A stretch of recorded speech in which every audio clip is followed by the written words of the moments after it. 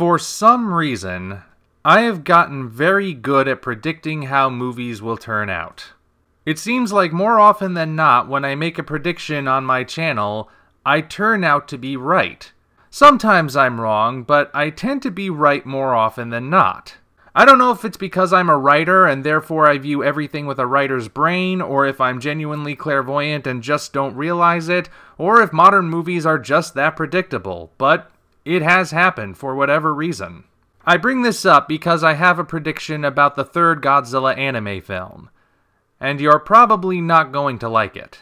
Just hear me out before you write it off, because my prediction of how the film will turn out is not something I'm pulling out of thin air. It all comes from a sequence in Godzilla City on the Edge of Battle. During the first act of the second film, you may recall there is a scene aboard the spaceship Aratrum, which is still up in high Earth orbit. The Elders and the bridge crew determine that since Godzilla is much bigger and much stronger and far more powerful than they initially predicted, it is therefore possible that he could fire his heat ray into the sky and potentially hit an object in space, like the Aratrum. Side note, that's almost exactly what I drew in my title card for Road to Godzilla Planet of the Monsters, and I wasn't even trying to predict that. But anyway, that's beside the point. After establishing this, nothing comes of it.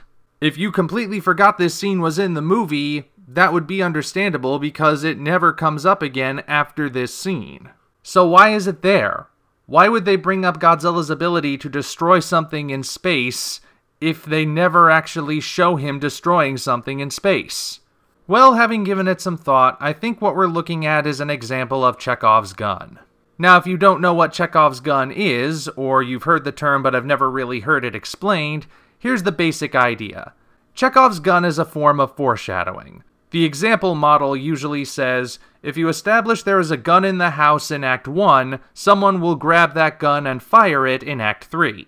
Put in more general terms, it would be, establish an ability or device at the beginning so that when it shows up at the end and is used, you don't need to take time explaining it then. Now, technically, Godzilla City on the Edge of Battle is Act 2 of this 3-act story, but that particular point is immaterial. What matters here is that they established an ability for Godzilla, but didn't have him do it yet.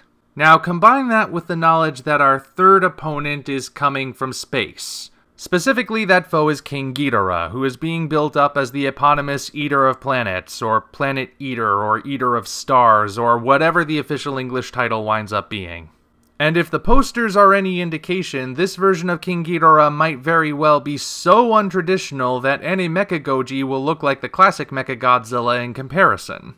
I know I quipped in an earlier video about King Ghidorah being a giant space cloud, and that was mostly meant to be sarcastic, but the more I look at this poster, the more I wonder if maybe I'm not too far off base. So, what does any of this have to do with my prediction? Well, I'll tell ya. If I had to guess, there will be a lot of build-up to Ghidorah's arrival. He will show up, though I still have no clue how they're going to justify it, and he will be so incredibly massive that he will have to stay in orbit and attack Earth from there. He'll be high up in the sky, sending gravity beams down to cause all kinds of havoc and destruction. And for the finale, Godzilla Earth, who you may recall is supercharged and burning bright red as of City on the Edge of Battle's ending, will fire his supercharged heat ray into the sky, and that will destroy him. The threat will be ended, and Haruo will have concluded that perhaps Godzilla should be left alone. Mankind will either find a way to survive with him, or he'll go somewhere else. At this current moment, that's what I think is likely to happen in the third movie. Now you might say, but we've been promised Godzilla and King Ghidorah will fight. Well, I don't know where that promise was made myself, but even if it was, who said they were going to have a knockdown, drag-out battle? And why else would the second movie bring up Godzilla's ability to blast a target in space and not have him do it, unless they're saving it for the finale of the third film? You know, I'm not entirely sure I'll be right this time. I don't necessarily want to be right because, quite frankly, this would strike me as a huge anticlimax, but at the same time, there is evidence to suggest this is the plan. Make no mistake, I would be delighted if I turned out to be wrong. As I've said, despite my concerns, I've never wanted the Godzilla anime trilogy to fail.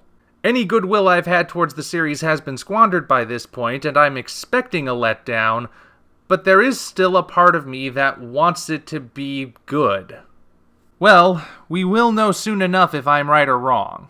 Now I'm sure there are plenty of people who will say that I must definitely be wrong, and that I'm just being a pessimist, and that I suck, and that I'm a terrible person.